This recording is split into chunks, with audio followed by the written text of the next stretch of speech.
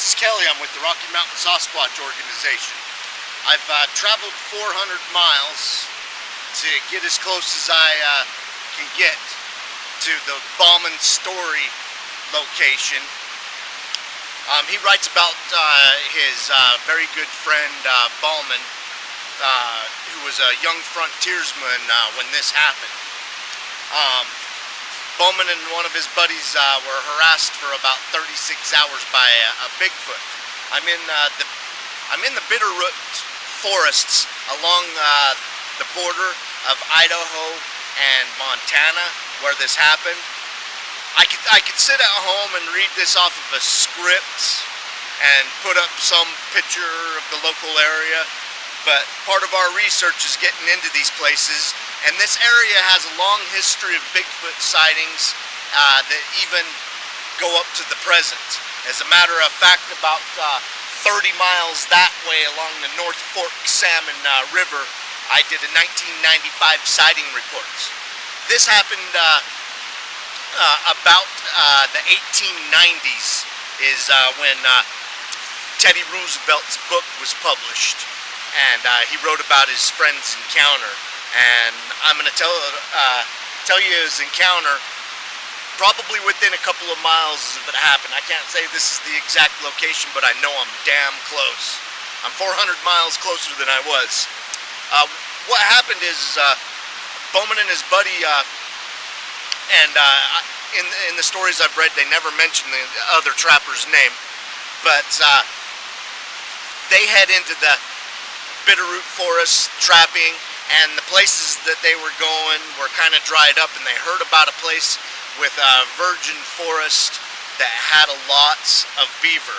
So they head up in there to trap, and on the way in they're warned by some of the local settlers and some of the Indians they run into that they should probably avoid this canyon that separates the Wisdom River from the Salmon River. And it's a creek that runs down it, and it's this creek that you can hear in the background that they were supposedly trapping along.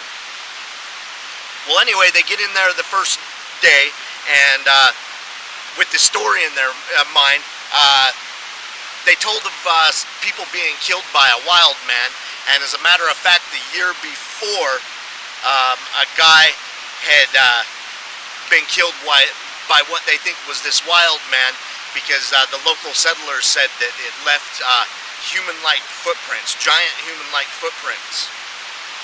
Well, anyways, Bauman and his buddy went in there anyway. They set up camp, they go out and set up their traps and stuff, and they come back to camp, and their lean-to has been destroyed. All their gear's been strung out. And this is what's weird to me. I don't know why they didn't catch on, but the stuff's been taken out of their backpacks and strewn around. They think it's a bear that destroyed their camp. I mean, what bear carefully opens up a backpack and strews things around? That's my first red flag in the story. Well, anyway, they set up camp and everything, and you know, they got to reset up the lean-to, and that's what they were concentrating on. Once they get everything set up and the sun went down, Bauman's friend took a torch out of the fire, and he went looking at the footprints and stuff, and then he comes back to the fire, and he's looking into the fire, and he says to Bauman, he goes, "Bauman, that bear walks on two legs." And Bauman looks at him, and he's like, "You're crazy." He's like, "No, it's walking on two legs." So anyway, they go to bed, and partway into the night, Bauman's awakened by something standing at the lean-to. And it's an upright, ominous creature, and his nostrils filled with the smell, the stench of the creature. And he grabbed his rifle and shot at it, and he says he must have missed, but he seen and heard it crash off into the dense, dark forest. Well, this kind of unnerved them, so they both didn't get much sleep that night. They kind of kept the fire stopped. Next morning, they go out trapping again, and they come back. And when they were trapping, they kind of had an unspoken commitment to stick with each other after what happened that night. And they get back to camp, and their camp's destroyed again. and they take a closer look at the footprints this time, and they're not bear. And I mean, these guys are lifelong frontiersmen. They know what a bear looks like. These were large, almost human-like looking footprints. Anyway, they set up camp, make dinner. You know, they had to reset up the lean-to just like the night before, and they hear something in the forest that keeps coming down on the other side of the creek. Pointing off in the wrong direction.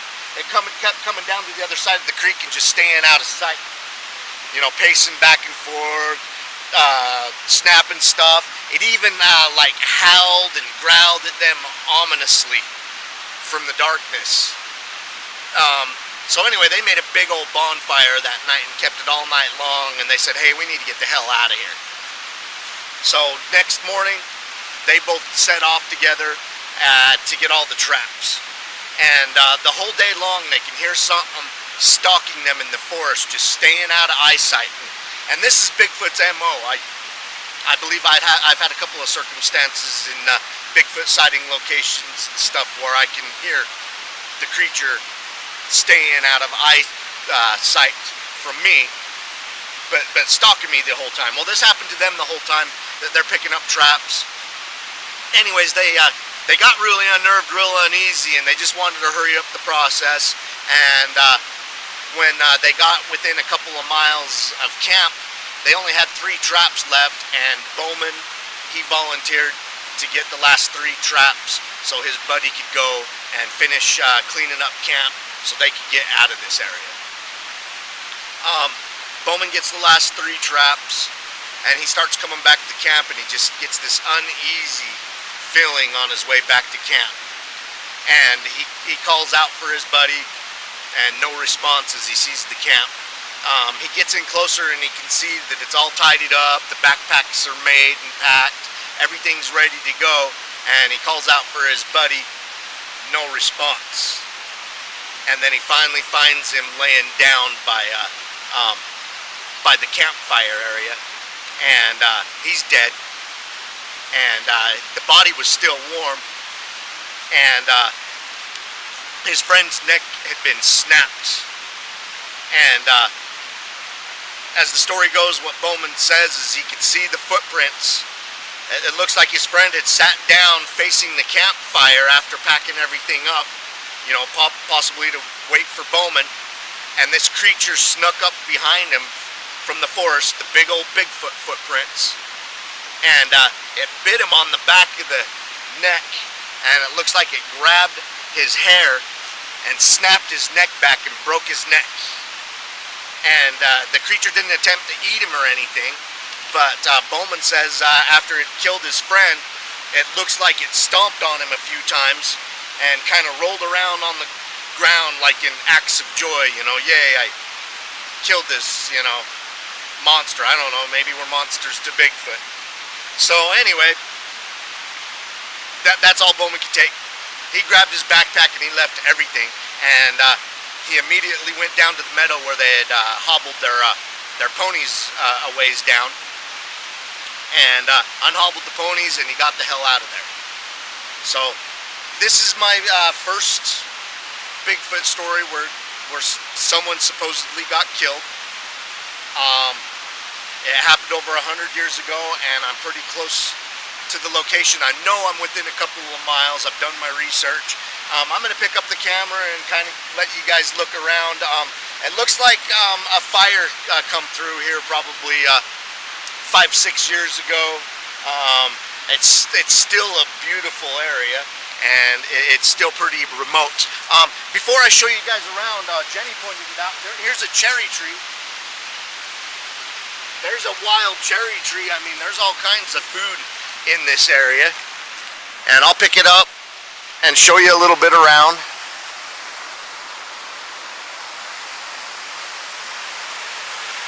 And here's the stream that they were possibly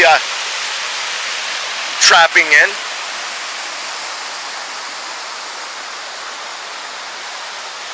You know, it's not virgin forest anymore.